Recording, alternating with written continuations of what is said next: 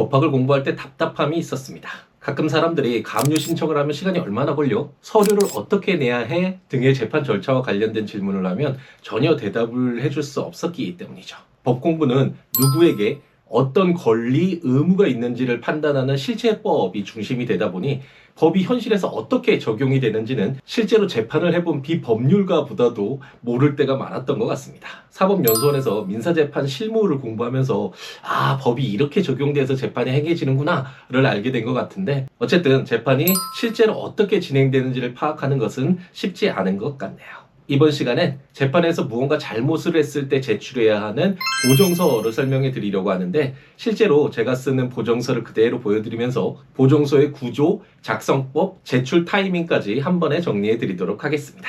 재판 절차에서 법원이 요구하는 형식이나 내용 등의 요건을 충족하지 않았을 때 법원은 보정명령을 내립니다. 예를 들면 인지세와 송달료 등의 소송 비용이 납부되지 않았을 때, 피고 주소가 틀렸을 때, 첨부해야 할 서류가 빠졌을 때, 속가산정과 관련된 금액 계산이 누락됐을 때, 당사자 표시가 잘못된 경우 등의 보정명령이 나오는데, 이때 잘못된 부분을 바로 잡는 서류가 바로 보정서입니다.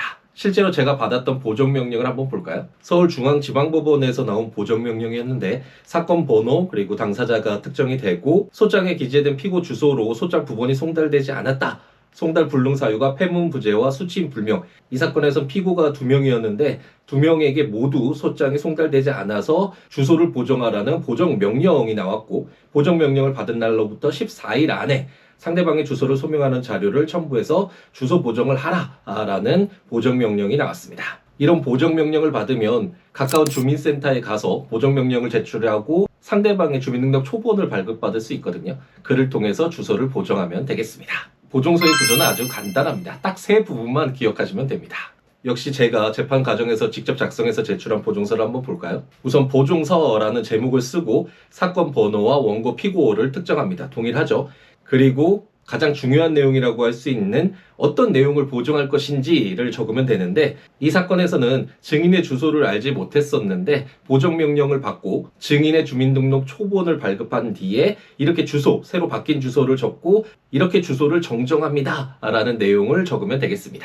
그리고 첨부 자료로서 발급받았던 주민등록 초본을 함께 제출하면 되겠고, 이제 날짜와 어디 법원에 제출하는지를 적으면 되는 굉장히 간단한 서면이 바로 보정서라고 할 수 있습니다.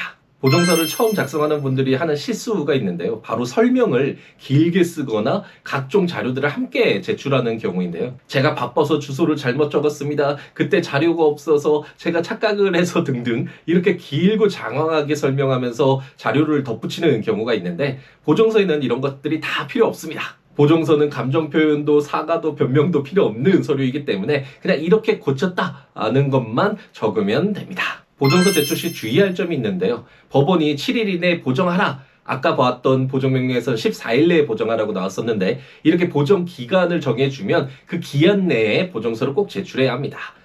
기한을 넘기면 소장이 각하될 수도 있고, 실제로 각하가 되지 않더라도 사건 처리가 지연되기 때문에 기한을 꼭 지키는 것이 필요하겠죠. 또한 보정명령문을 정확히 읽는 것이 필요한데요. 보정명령은 주로 숫자나 주소나 당사자 이름 같은 단순 틀림이 대부분이지만 가끔은 청구 취지를 보정하라 라는 등의 내용이 보정명령에 포함되기도 합니다. 이런 경우에는 어떤 내용이 고쳐져야 하는지 잘 살펴서 청구 취지 및 청구 원인 변경 신청서 등의 서면을 별도로 제출을 하면서 수정해야 되기 때문에 우선은 보정명령문에 기재되어 있는 내용을 꼼꼼하게 확인하는 것이 필요합니다. 보정서는 재판 과정에서 일상적인 서류 중에 하나라고 할 수 있습니다.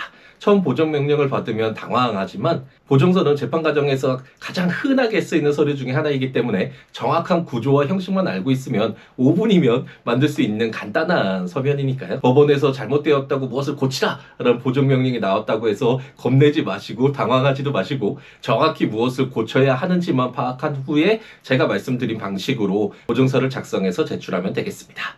리얼 서류 시리즈를 통해서 실제 제가 변호사 업무를 하면서 사용하는 서류들을 보여드리면서 설명을 드리고 있는데, 보정서 양식이 필요한 분은 siwo@gmail.com 제 블로그에 올려놨으니까요. 다운받아서 사용하면 되겠습니다.